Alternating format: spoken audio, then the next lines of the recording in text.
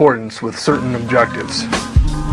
These objectives include an end to national sovereignty, the abolition of private property, the restructure of the family unit, and increasing limitations and restrictions on mobility and individual opportunity.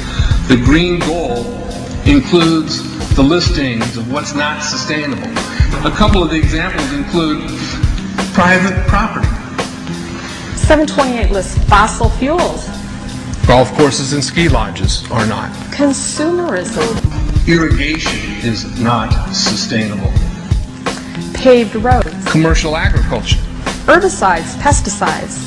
Elsewhere, it lists farmlands, pastures, grazing of livestock, and the family unit.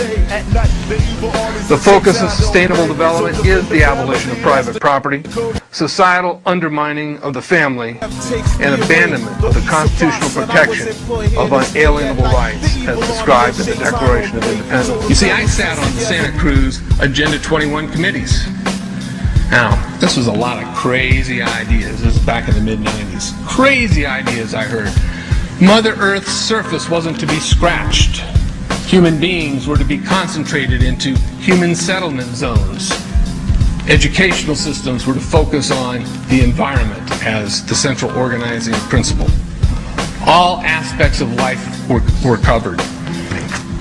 Well, I went to these committees at the request of some people who told me that I needed to understand what was going on, and I came back and I said, this is craziness. This is so silly. It has no chance of having any effect on our society. Well, I was wrong.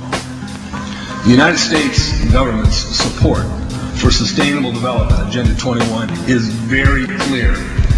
In 1992, while the Rio Conference was going on, George Bush, then president, was there, where he executed the Agenda 21 protocols on behalf of the United States and brought it back to Washington, D.C. Within a year, Bill Clinton, by executive order, no congressional review, established the President's Council for Sustainable Development.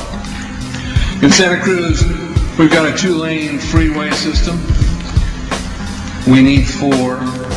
But what we're getting is hundreds of millions of dollars of federal money to take a dilapidated rail line that Southern Pacific wants to put in the hands of somebody else so that a commuter line can be built along the railroad track.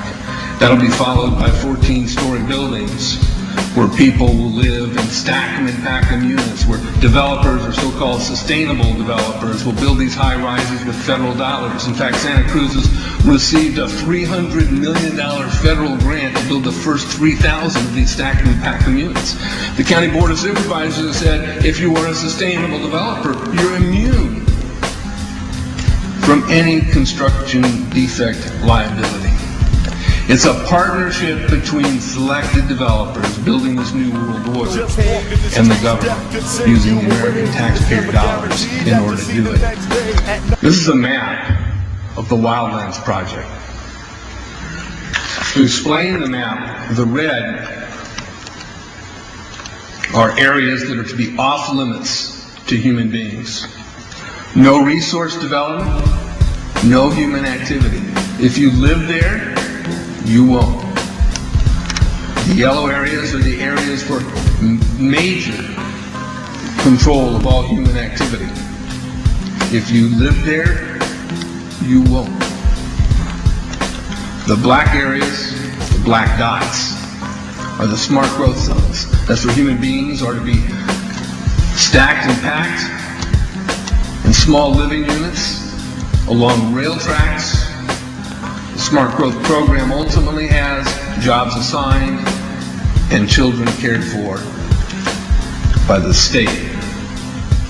The question has been asked many times how the people who are perpetrating these things expect to do this and make it last. And the answer to that is that you steal a generation of children and you indoctrinate them so that they accept these ideas and they become global citizens in the coming global village. UNESCO came out and declared 2005 to 2015 the decade of education for sustainable development. But they go on to say that it will encompass the 40 chapters of Agenda 21. That is your federal national curriculum. The entire purpose of second grade social studies is to transfer loyalty from the family to the government and teach them about sustainable economic consumption. Students construct their own understandings of reality and realize that objective reality is not knowable. So why bother? The truth is, the truth, which keeps men free, is being suppressed in order to prop up the attitude training agenda. And it moves on. This is our new math called connected mathematics. Standard 3 tells us that students learn that mathematics is man-made, that it is arbitrary, and good solutions are arrived at by consensus. Most of us assume 2 plus 2 is always going to equal 4. You're wrong. We might reach a new consensus. How well does it work? Well, they tell you in the teacher's guide in the back. It tells us that because the curriculum doesn't emphasize arithmetic computations done by hand, some students may not do as well on tests assessing computational skills. We believe such a trade-off in the favor of CMP is very much to the student's advantage in the world of work. Our children are mathematically illiterate on purpose. How do I know on purpose? Why isn't this just a basic bad idea? Because the Sustainable Development Plan tells us so. Generally, more highly educated people who have higher incomes consume more resources than poorly educated people who tend to have lower incomes. In this case, more education increases the threat to sustainability. Charlotte Iserby, I owe you an apology. I did not believe for the longest time it was a deliberate dumbing down. I thought that dumbing down was a natural consequence of a bad idea. Folks, it's deliberate. It's deliberate. The sustainable globalist goal is the orchestration of a planned fall of American principles, values, and lifestyles. The effect on the average American will be devastating. With modernizing technology, the ordinary person will live without independence, privacy, or substantive rights. Another press conference that I attended was the ICLE group, the International Committee for Local Environmental Initiatives, that helps in the implementation of Agenda 21 in all of our local communities. And one of the speakers was Harvey Reuven, who happens to be the vice chair of ICLE. And I asked him about the correlative rights that Americans derive from the United States Constitution and the Bill of Rights. And that, of course, is your individual liberties, your private property, your freedom of speech. Asked about it clashing with Agenda 21. And you know what his response was?